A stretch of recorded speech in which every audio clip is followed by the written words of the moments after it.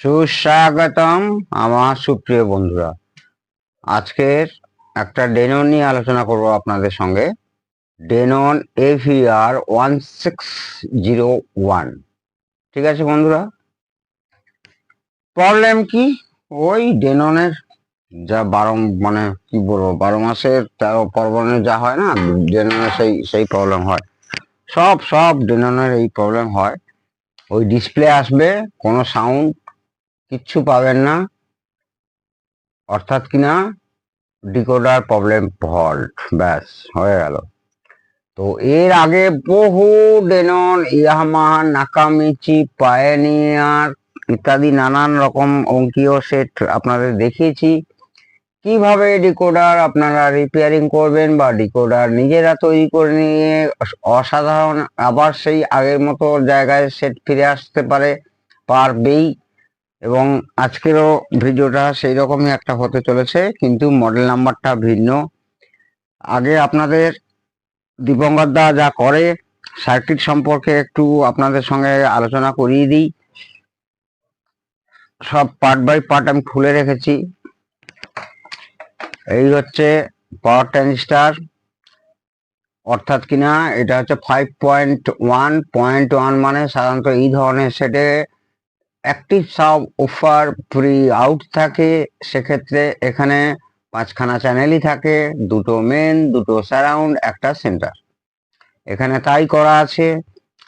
Condenser কিন্তু এখানে অযথা পাওয়ার কন্ডেন্সার, এটা মেন অ্যাম্পলিফায়ারের জন্য অযথা এরা কিন্তু ভ্যালু কোনো রকমই বাড়াবার চেষ্টা করেনি।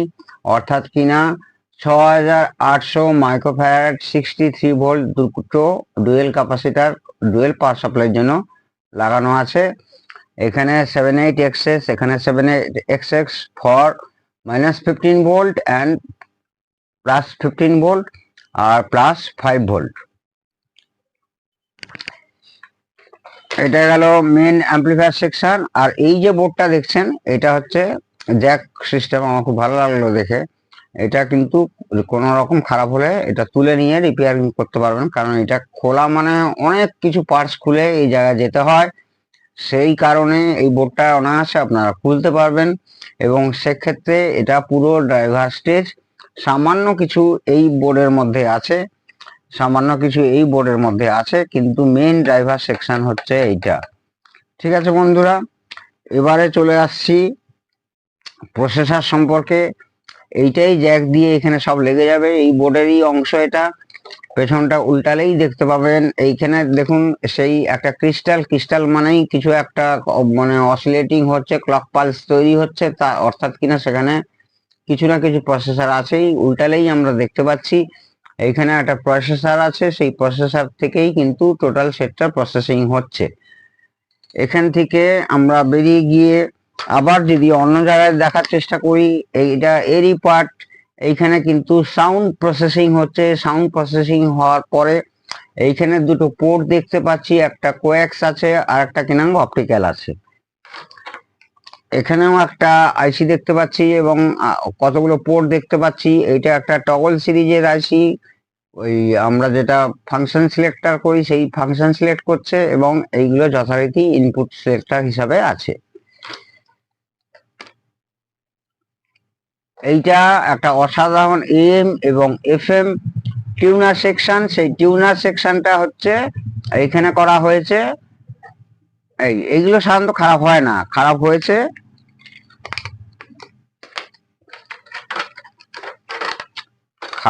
এই জায়গায়।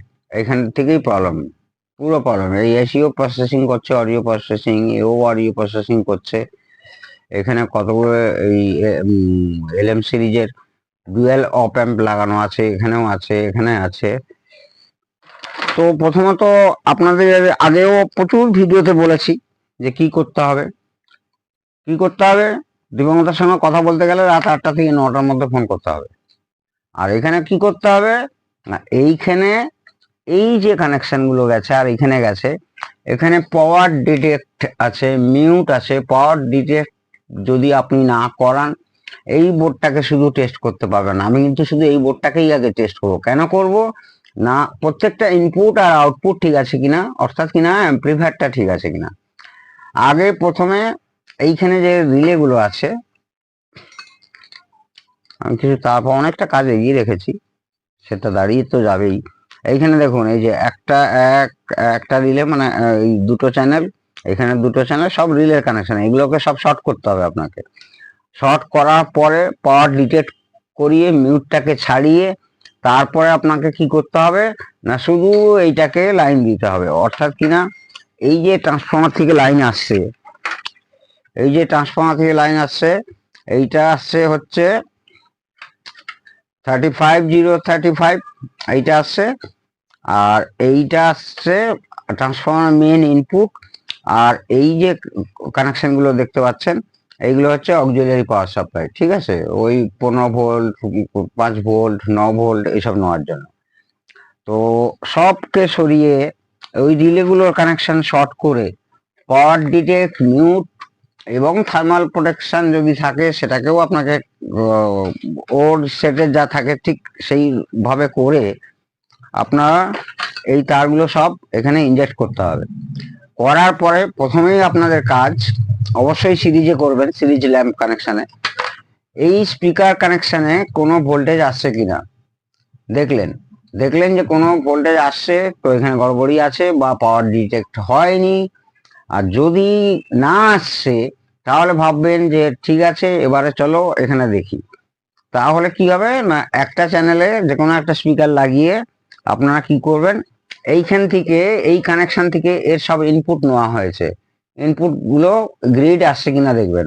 এইরকম প্রত্যেকটা চ্যানেল আলাদা আলাদা করে স্পিকার লাগিয়ে, নেগেটিভটা কমন রেখেই দিতে পারেন। এবার লালে একবার, এই লালে একবার, এই লালে একবার, এই লালে একবার, এই লালে একবার, এই লালে একবার, এই লালে একবার, প্রত্যেকটা চ্যানেলে লাগিয়ে আপনারা দেখে নিলেন যে ইনপুট ইয়েস অর নো। যদি ইয়েস, এই বোর্ড থেকে আপনারা বেরিয়ে গেলেন একদম, মানে এখানে আর আমাদের কাজ নেই। এবার কাজ কি হবে না, এই যে 5খানা অডিও সিগন্যাল আছে তাকে আমাদের এবারে অডিও প্রসেসিং এ পাঠাতে হবে। অডিও প্রসেসিং বলতে কি, ভাই 5.1 যা হয়, সারাউন্ডে যাবে, সেন্টারে যাবে দুটো, একটা সাব বেরোবে এবং সাব কিন্তু প্রি বেরোবে, আর দুটো ফ্রন্ট বেরোবে। ঠিক আছে বন্ধুরা, এইভাবেই চিকিৎসা করলে কিন্তু আপনারা এই ধরনের সেট না ফেলে দিয়ে কিন্তু সেট অনায়াসে রেডি করতে পারবেন। আমার লাইফে অন্তত 40 থেকে 50খানার বেশি, এই নিয়ে বোধহয় 51 কি 52খানা সেট হবে যে এইভাবেই রেডি করছি, এবং অসাধারণ ভাবে রেডি হয়। যাদের করে দিয়েছি তারাই একমাত্র বলতে পারবে। তো এই ধরনের সেট আমি ওই আপনারা ভাববেন যে সার্কিট দরকার, সার্কিট কিছুই দরকার নেই। আবার সেই একই কথা আমি বারবার বলছি, সার্কিট আপনি নিজেই, আপনার মাথা, আপনার ব্রেন সার্কিট আপনাকেই নিজে চিন্তা করে করে এগোতে হবে। যেই আইসিটা আননোন মনে হচ্ছে সেই আইসিটাকে আপনি সার্চ করে তার ডেটাটাকে বার করে নিলে সেই জায়গাটার কাজ আপনি বুঝে গেলেন। তো এই আর সার্কিট কিসের দরকার। তো এই ক্ষেত্রে এটা সেকেন্ড পার্ট অবশ্যই হবে। তো সেকেন্ড পার্টে আপনারা সেটা রেডি অবস্থায় দেখতে পাবেন, এবং কিভাবে রেডি করলাম সেটাও অবশ্যই দেখতে পাবেন। নমস্কার বন্ধুরা, সবাই ভালো থাকবেন। জয় হিন্দ, জয় ভারত।